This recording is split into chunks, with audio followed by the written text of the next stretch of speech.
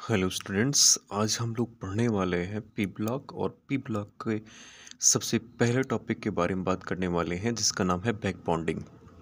हम यहाँ पर सीखेंगे बैक बॉन्डिंग क्या होती है और बैक बॉन्डिंग शो करने के लिए क्या क्या कंडीशंस होनी चाहिए। सबसे पहले हम लोग जान लेते हैं हिंदी में बैक बॉन्डिंग का मतलब क्या है।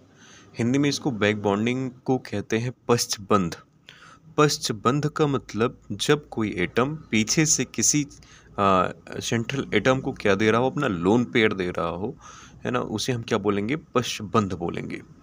अब ये पश्चबंध बनना ज़रूरी क्यों है? जैसे मान लो कोई अपना 8 इलेक्ट्रॉन पूरा नहीं कर पा रहा है कोवैलेंट बनाने के बावजूद भी, तो कोऑर्डिनेट बॉन्ड बना के पीछे से लोन पेयर को डोनेट करके 8 इलेक्ट्रॉन पूरा कर देगा। इस प्रक्रिया को हम बैक बॉन्डिंग कहते हैं। अगर सीधी सी बात एक शब्दों में हम लोग बात करें तो बैक बॉन्डिंग का मतलब क्या है? बैक बॉन्डिंग का मतलब यही है कि एक सराउंडिंग एटम और एक सेंट्रल एटम के बीच की कहानी को हम क्या कहते हैं? बैक बॉन्डिंग कहते हैं। तो चलिए शुरू करते हैं। जैसे बैक बॉन्डिंग शो करने के लिए क्या क्या कंडीशंस होनी चाहिए, तो सबसे पहले हम लोग बात करते हैं ये जो कॉन्सेप्ट होता है कैसा कॉन्सेप्ट है। It is an intramolecular concept. ये कैसा कॉन्सेप्ट है? Intramolecular concept. आप लोग को पता होगा इंट्रा मतलब क्या होता है? With in. जब किसी मॉलिक्यूल के अंदर ही वो प्रोसेस हो रहा हो तो उसको हम क्या बोलेंगे? इंट्रामॉलिक्यूलर बोलेंगे। और वो मॉलिक्यूल किसी अनदर मॉलिक्यूल से अटैचमेंट हो या अनदर मॉलिक्यूल से कुछ ना कुछ अब क्रिया कर रही हो तो वहाँ पे हम क्या कहते हैं? इंटरमॉलिक्यूलर कहते हैं। तो ये फ्लोरीन यहाँ पे किसका काम कर रहा है? सराउंडिंग एटम का काम कर रहा है। ये भी फ्लोरीन किसका काम कर रहा है? Surrounding atom, surrounding atom. अब ये जो फ्लोरीन बोरान से जुड़ा हुआ है, बोरान किस रूप में जुड़ा हुआ है यहाँ पर? Central atom.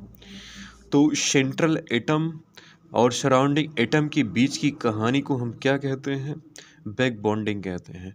तो हमें पता है कि यहाँ पर जो बोरान है इसके पास वैलेंस स्ट्रॉन्ड 3 होते हैं और एक एक शेयर करेगा तो छेद बना सकेगा। अभी इसके पास कितने इलेक्ट्रॉन है? 3 + 3 कितने हो जाएंगे? 6 इलेक्ट्रॉन हो जाएंगे। लेकिन जैसे ही फ्लोरीन अपना ये लोन पेयर दे देगा इसको, तो हम क्या बोलेंगे? इसके पास कितना हो जाएगा इलेक्ट्रॉन? तो 6 इलेक्ट्रॉन और 2 लोन पेयर और मिल जाएंगे। कितना हो जाएगा? 8 इलेक्ट्रॉन। अब इसका ऑक्टेट पूरा हो जाएगा, यानी नेचर में क्या हो जाएगा? स्टेबल हो जाएगा। अब हम लोग बात करेंगे इसके लिए मतलब क्या क्या कंडीशंस होनी ज़रूरी है, one by one. When A pi type coordinate bond is found between already covalent bonded atoms. यानी कि कहाँ बनता है? जब कोई पाई टाइप का कोऑर्डिनेट बॉन्ड बने किसी ऑलरेडी कोवैलेंटली बॉन्डेड एटम्स के बीच में। अभी हम देख रहे हैं यहाँ पर जो फ्लोरीन और बोरान के बीच में जो बॉन्ड बना हुआ है, कोवैलेंट बॉन्ड बना हुआ है। और बोरान और फ्लोरीन के बीच में अभी कैसा बॉन्ड है? कोवैलेंट बॉन्ड है। लेकिन जब इसके पास बैकेंट ऑर्बिटल होगा बोरान के पास ही, और इस बैकेंट ऑर्बिटल में लोन पेयर दे दिया जाएगा, तो हम क्या बोलेंगे उस समय कि यहाँ पर कौन सा बॉन्ड बना है? कोवैलेंट बॉन्ड बना है। कोऑर्डिनेट बॉन्ड बन जाएगा, सॉरी, यहाँ पे क्या बन जाएगा? Coordinate bond. और सबसे पहले क्या था? यहाँ पर कोवैलेंट बॉन्ड था। कोवैलेंट का बॉन्ड का मतलब कि इलेक्ट्रॉन के शेयर से जो बॉन्ड बना है उसे हम क्या बोलेंगे? कोवैलेंट बॉन्ड बोलेंगे। लेकिन कोऑर्डिनेट बॉन्ड में क्या होता है कि अकेले लोन पेयर कोई एक एटम देता है और अकेले कोई एटम लोन पेयर को एक्सेप्ट करता है, तो हम वहाँ पर क्या बोलेंगे? Coordinate bond. तो यानी अगर बराबर का साझेदारी हो रही है, इलेक्ट्रॉन की शेयरिंग हो रही है, तो क्या बोलेंगे उस समय? कोवैलेंट बॉन्ड बोलेंगे। और हिंदी में इसको सहसंयोग बंध भी कहते हैं। और जब कोई अकेला एक एटम हो अपना लोन पेयर किसी दूसरे एटम को देता हो और उस एटम के पास क्या हो? बैकेंट ऑर्बिटल हो लोन पेयर को लेने के लिए, तो हम क्या बोलेंगे? उससे कोऑर्डिनेट बॉन्ड बोलेंगे। मेरे हिसाब से यहाँ से क्लियर है कि कोऑर्डिनेट बॉन्ड क्या है और कोवैलेंट बॉन्ड क्या है। अब बात करते हैं in back bonding an atom must be second period, another atom must be second or third period। अब तीसरा पॉइंट क्या कह रहा है हमसे कि जो बैक बॉन्डिंग शो करता है, तो बैक बॉन्डिंग के लिए जो एटम होना चाहिए किस पीरियड का होना चाहिए? वो या तो सेकंड पीरियड का होना चाहिए या तो थर्ड पीरियड का होना चाहिए। अब जो फर्स्ट एटम है वो जो सराउंडिंग एटम है वो, है ना, सेकंड पीरियड का भी होना चाहिए या फिर थर्ड पीरियड का हो जाए, या फिर सेकंड थर्ड का हो जाए, या फिर थर्ड थर्ड का हो जाए। तो यहाँ पर हम लोग बात करते हैं इसके रीजन के बारे में बात करते हैं, ऐसा क्यों होना चाहिए कि वो सेकेंड पीरियड का ही हो, थर्ड पीरियड का ही हो, ऐसा क्यों होना चाहिए, वो फोर्थ पीरियड का क्यों नहीं होगा। तो यहाँ पे एक ऑर्डर है 2 पाई 2 पाई 2 पाई 3 पाई 3 पाई 3 पाई, इनके बीच में हमको बैक बॉन्डिंग का ऑर्डर का स्ट्रेंथ बताना है। तो ऑर्डर का स्ट्रेंथ बताने के लिए हमें पता है कि जैसे 2 पाई 2 पी पाई 2 पी पाई, असल में जो पी पाई बन रहा है पी ब्लॉक के ही एलिमेंट्स होंगे, इसलिए यहाँ पे क्या है पी पाई है। तो पी पाई लिखने का मतलब कि जो एटम है वो कहाँ का है, पी ब्लॉक का है, और इनके बीच में जो पाई बॉन्ड बन रहा है ना, उसको मतलब क्या बोलते हैं हम, कोऑर्डिनेट बॉन्ड बोलेंगे। तो इन सब के बीच में कौन सा बॉन्ड बन रहा है, कोऑर्डिनेट बॉन्ड बन रहा है, जिससे पाई बॉन्ड का फॉर्मेशन हो रहा है। अब जैसे जैसे इनकी एटॉमिक साइज है ना कम होगी दोनों के बीच में, तो बॉन्ड लेंथ क्या होगा, उतना ही नज़दीक होगा, और बॉन्ड लेंथ उतना ही नज़दीक होने की वजह से ये बैक बॉन्डिंग बड़े आसानी से शो कर सकता है। क्यों, चूँकि सराउंडिंग एटम को क्या करना है, लोन पेयर को डोनेट करना है सेंट्रल एटम को। तो जितना नज़दीक होगा उतना ही बड़े आसानी से सेंट्रल एटम को लोन पेयर डोनेट कर सकता है। इसका मतलब बैक बॉन्डिंग शो करने के लिए दोनों के बीच का जो बॉन्ड लेंथ होना चाहिए वो कम होना चाहिए। बॉन्ड लेंथ कम होगा तो हमारा बैक बॉन्डिंग अच्छा शो करेगा।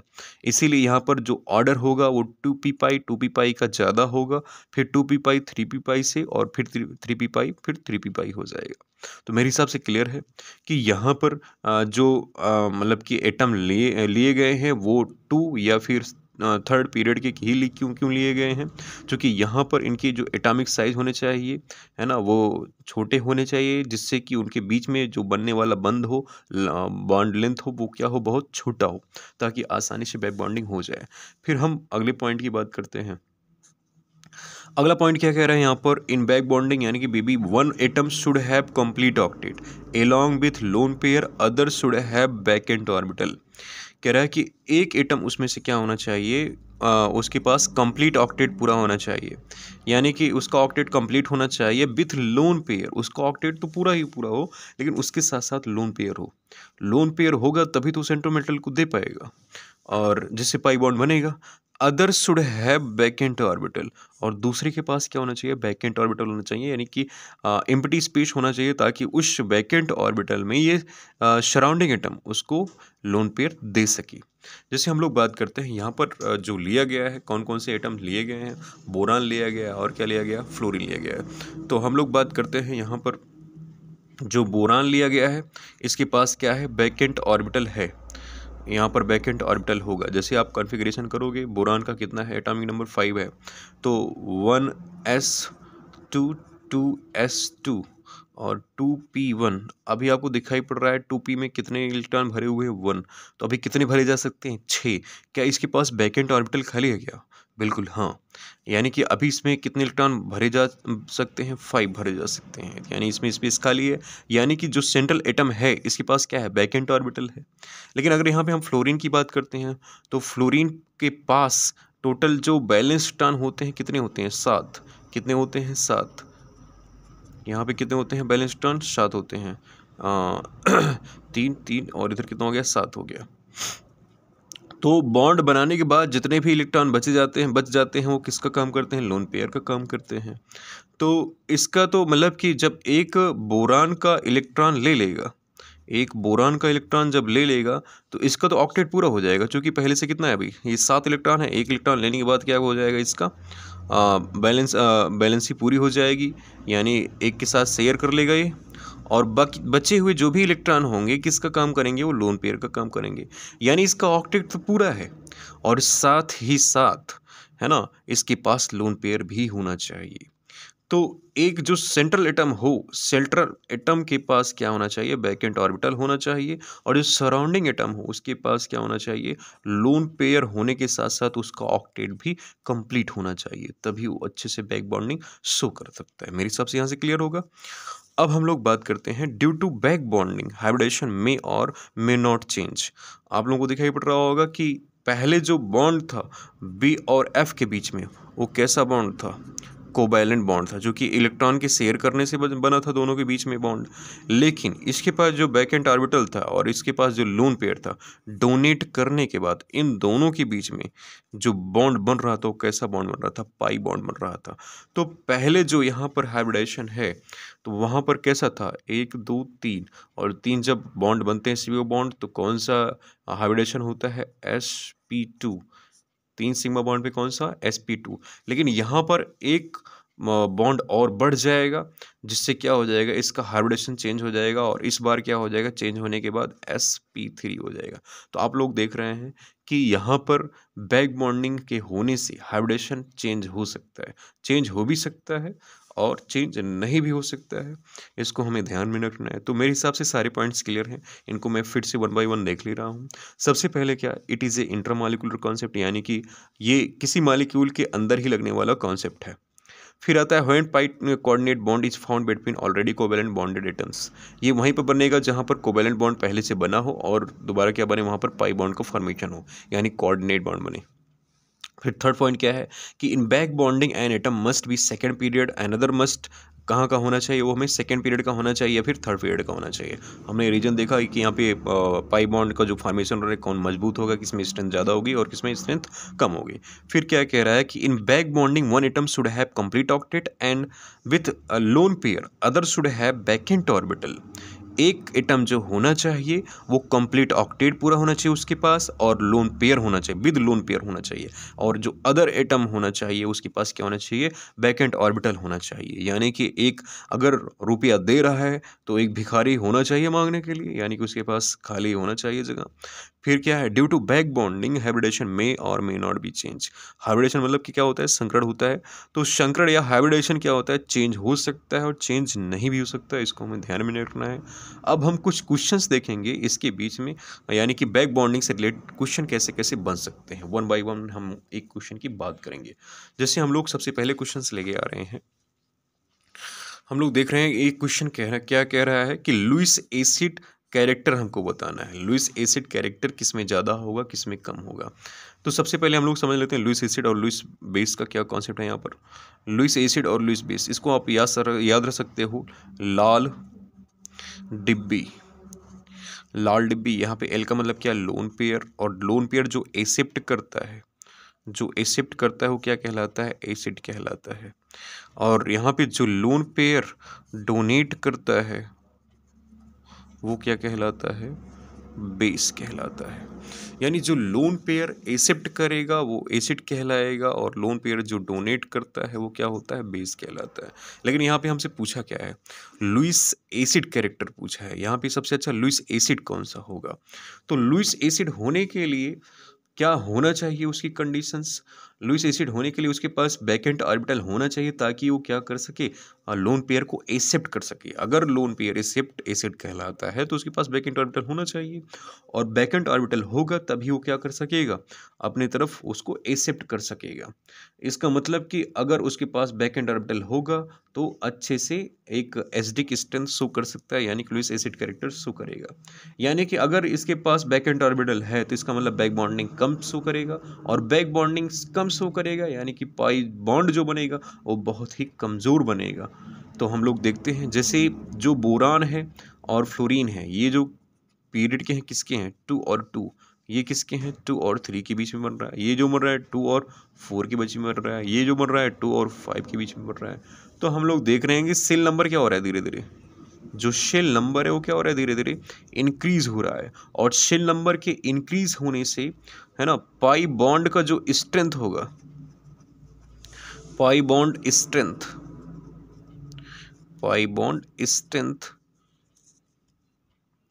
वो क्या हो जाएगा? धीरे धीरे कमज़ोर होने लगेगा। और पाई बॉन्ड स्ट्रेंथ अगर कमज़ोर होगा तो उससे क्या होगा कि जो टेंडेंसी ऑफ बैक बॉन्डिंग है, बैक बॉन्डिंग है ना, वो कम हो जाएगी। और टेंडेंसी ऑफ बैक बॉन्डिंग अगर कम हो जाएगी तो जो अवेलेबिलिटी ऑफ वैकेंट ऑर्बिटल है, AVAILI, अवेलेबिलिटी ऑफ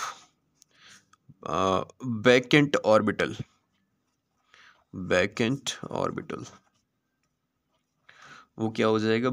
बढ़ जाएगा। इसका मतलब कि यहाँ पे जो बैक बॉन्डिंग हो रही है वो आसानी से नहीं हो पा रही है। क्यों? क्योंकि सेल नंबर धीरे धीरे बढ़ रहा है, तो बॉन्ड लेंथ बढ़ रहा है, यानी कि उस लोन पेयर को डोनेट करने में प्रॉब्लम आएगी।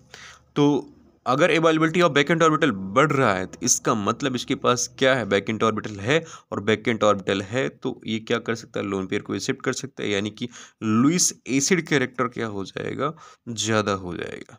तो यानी कि अगर हम लोग बात करते हैं कि सबसे ज़्यादा लुईस एसिड कौन होगा, जिसका, है ना, जिसका बैकेंट ऑर्बिटल जो है अवेलेबिलिटी ज़्यादा हो, बैकेंट ऑर्बिटल किसके पास ज़्यादा बचेगा, Bi3 के पास, क्योंकि यहाँ पे क्या है, डिस्टेंस ज़्यादा है और बैक बॉन्डिंग बहुत कम अच्छी तरीके से हो पाएगा, यानी इसका ज़्यादा होगा, फिर ये हो जाएगा और फिर ये हो जाएगा। तो मेरे हिसाब से एक क्वेश्चन क्लियर है कि लुईस एसिड कैरेक्टर किसका ज़्यादा होगा और किसका कम होगा।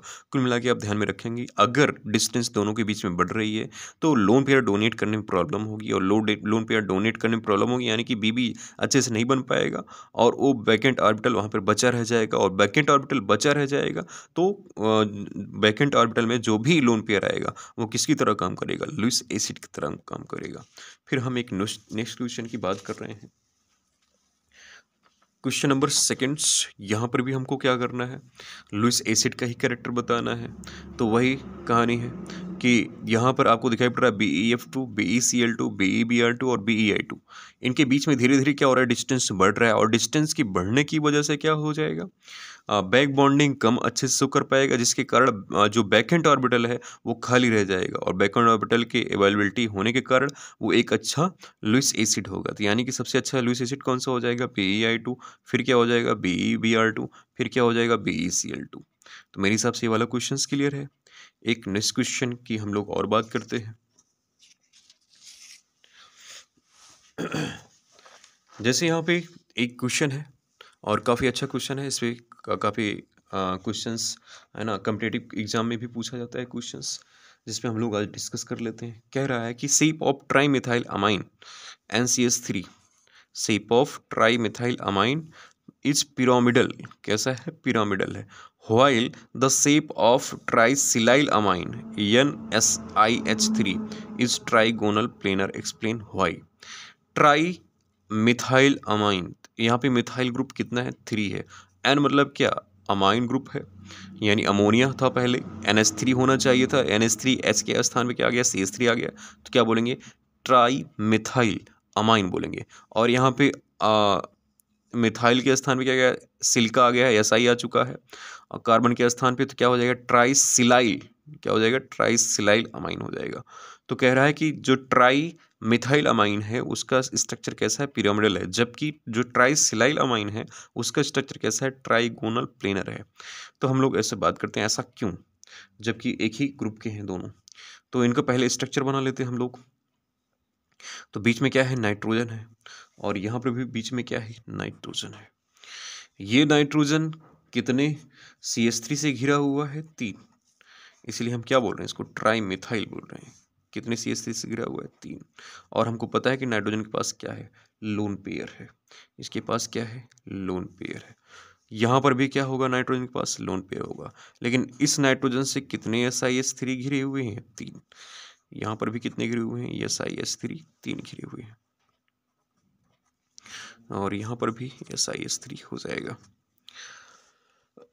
अब हम लोग बात करते हैं कि जो सेंट्रल एटम है और जो सराउंडिंग एटम है, क्या इनकी कंडीशन पूरी है, क्या इनके पास कंडीशन बैक बॉन्डिंग शो करने के लिए पूरी है, हम लोग बात कर रहे हैं। तो यहाँ पर देखो, यहाँ पर बैकेंट ऑर्बिटल क्या है इसके पास, नाइट्रोजन के पास बिल्कुल नहीं है। और क्या कार्बन के पास लोन पेयर है क्या, नहीं। अगर यहाँ पे हम बात करें, जो CH3 किसकी तरह काम कर रहा है, सराउंडिंग एटम की तरह काम कर रहा है, और जो नाइट्रोजन है यहाँ पर देखो क्या बैकेंट ऑर्बिटल की तरह काम कर रहा है क्या, मतलब कि इसके पास बैकेंट ऑर्बिटल होना चाहिए और इसके पास क्या होना चाहिए, लोन पेयर होना चाहिए। तो यहाँ पर CH3 पास लोन पेयर तो है ही नहीं, तो मतलब इसको डोनेट ही नहीं कर पाएगा। तो अगर मान लो इसके पास बैकेंट ऑर्बिटल है भी, तब भी इसको डोनेट नहीं कर सकता, क्योंकि इसके पास क्या होना चाहिए, लोन पेयर होना चाहिए, और इसके पास लोन पेयर नहीं है। तो अभी जो इसका स्ट्रक्चर बनना चाहिए, यानी कि जो शेप होना चाहिए, कैसा होना चाहिए, sp3 होना चाहिए, और sp3 पे क्या आता है, पिरामिडल आता है। जबकि यहाँ पर NSiH3 और SiS3 पे क्या है कि इसके पास है ना जो सराउंडिंग एटम्स होना चाहिए, सराउंडिंग एटम्स के पास क्या होना चाहिए, लोन पेयर होना चाहिए, इसके पास क्या होना चाहिए, लोन पेयर होना चाहिए। और इसकी सेंट्रल एटम के पास क्या होना चाहिए, बैक एंड ऑर्बिटल होना चाहिए। तो यहाँ पे बैक एंड ऑर्बिटल है और लोन पेयर भी है। तो इसको क्या कर सकते हैं हम, ये लोन पेयर को एक्सेप्ट कर सकता है सिलिका के द्वारा, और जो सिलिका लोन पेयर देगा, यानी यहाँ पे क्या है सराउंडिंग एटम, ये भी क्या है सराउंडिंग एटम। तो जो सिलिका SiS3 उसके पास लोन पेयर है नाइट्रोजन को देने के लिए, और नाइट्रोजन के पास क्या है यहाँ पर बैक एंड ऑर्बिटल है, यानी कि यहाँ पर बैक बॉन्डिंग आसानी से हो जाएगा। और अगर बैक बॉन्डिंग आसानी से हो गया तो इस बार यहाँ पर एक पाई बॉन्ड का फॉर्मेशन हो जाएगा, यानी कोऑर्डिनेट बॉन्ड का फॉर्मेशन हो जाएगा, एक स्टक बॉन्ड बन जाएगा। तो जो पहले sp3 बन रहा था, अब यहाँ पे क्या बन जाएगा, sp2 बन जाएगा। सिग्मा कितना हो गया है यहाँ पर, 3 हो चुका है। सिग्मा 3 होने की वजह से यहाँ पर कितना आता था, पहले sp2 आता था, और sp2 की वजह से होने से क्या हो जाएगा, इसका ट्राइगोनल प्लेनर हो जाएगा। यहाँ पर क्या हो जाएगा, ट्राइगोनल प्लेनर हो जाएगा। तो पहले सिग्मा कितना था, 3 था, और सिग्मा 3 होने के पहले सिग्मा कितना था यहाँ पर, जब यहाँ पे बीबी शो नहीं कर पा रहा था तो इसका शेप कैसा आता था, पिरामिडल आता था, 1 2 3, सिग्मा 3 था, और लोन पेयर भी क्या होता था, काउंट होता था। लेकिन यहाँ पर SiS3 आने की वजह से लोन पेयर काउंट नहीं हो रहा है, ये भी जो है बैक बॉन्डिंग बना ले रहा है, और बैक बॉन्डिंग बनाने की वजह से है ना एक सिलिका के साथ ये लोन पेयर गायब हो जाएगा, और लोन पेयर गायब होने की वजह से इसको हम काउंट नहीं कर रहे हैं। और काउंट नहीं करेंगे तो कितना बॉन्ड बन रहा है, 1 2 3, और 3 बॉन्ड के बनने की वजह से यहाँ पे सिग्मा कितना है, 3 है। तो क्या बनेगा, sp2 बनेगा। जबकि यहाँ पर भी लोन पेयर क्या होता था, काउंट होता था। तो यहाँ पर लोन पेयर एक तो ये बनता था, और बाकी जो बॉन्ड बनते थे उनको हम काउंट कर लेते, 1 2 3 4, और 4 पे क्या बनता है, sp3, और sp3 पे क्या हो जाएगा, पिरामिडल हो जाएगा। तो मेरे हिसाब से इस क्वेश्चन का आंसर क्लियर है कि shape of trimethylamine is pyramidal, while shape of trisilylamine क्या होगा, ट्राइगोनल प्लेनर होगा। ट्राइगोनल प्लेनर कब होगा, जब sp2 होगा, और पिरामिडल कब आएगा, जब sp3 होगा। मेरे हिसाब से क्वेश्चन क्लियर है यहाँ पर। तो यहाँ पर बैक बॉन्डिंग समाप्त होता है। अगर आपको ये वीडियो अच्छी लगी हो तो इस वीडियो को आप लाइक करें, शेयर करें, और हम मिलते हैं नेक्स्ट वीडियो में। Thank you.